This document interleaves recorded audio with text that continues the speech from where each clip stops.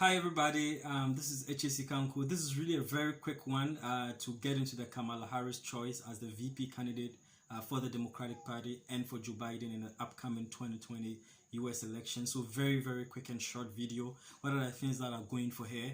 One, she's qualified, she's very well accomplished, she's very competent, she's very well experienced, she has governmental experience, and she has political experience. So she's qualified and very competent. She's a former prosecutor, has a career as a prosecutor and attorney general. She has governmental experience in terms of her working in the Senate. So at least she has legislative experience there, and that is how she comes into the business of governance from that particular angle. And then she has political experience because she stood for elections before, so she has that campaign experience under her belt, and she's not going to be a nino as far as that is concerned. The next thing is that she brings racial diversity to the ticket. First black vice presidential nominee of any major political party in the US. So that is the racial diversity that she brings. In a time of social unrest in the US, you can trust that this is a positive that she brings to the ticket. She also brings gender balance to the ticket, and we do know the role that the female vote played in recent elections. And then she also brings balance in terms of the age. So we know Joe Biden is going to be 78 on inauguration by the time inauguration day happens if he wins. Kamala is relatively younger, so she has that balance. So these are the things that go for her, and people say that because of her great record as a prosecutor, she would be able to prosecute the case against Donald Trump in a very strategic and incisive way.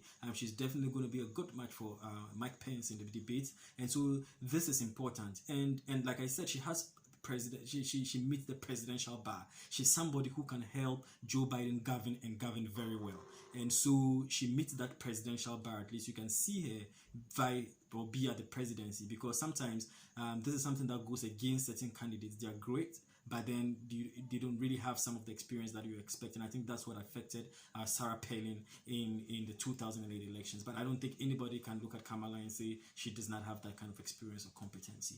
In terms of the things that don't go for her, she is not a charismatic candidate, and so you wonder whether she's be able to draw in the crowds or bring in the numbers for her. She does not have any geographical advantages because California is not a swing state. It's reliably blue, so that really doesn't go for her.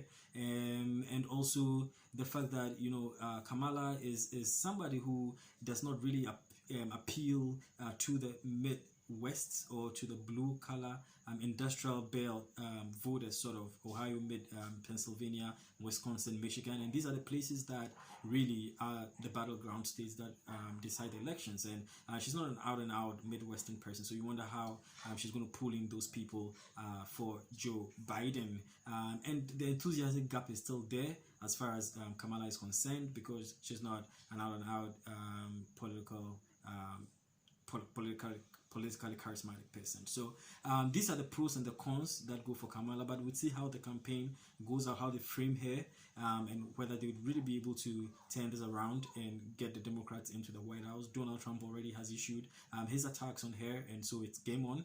We'll see how this pans out in the future. I really want to hear what questions you have. Send me any questions at all. I'll be happy to answer them, and also send me some feedback or comments, and I'll be happy to engage. Thank you so much, and have a good one, everybody.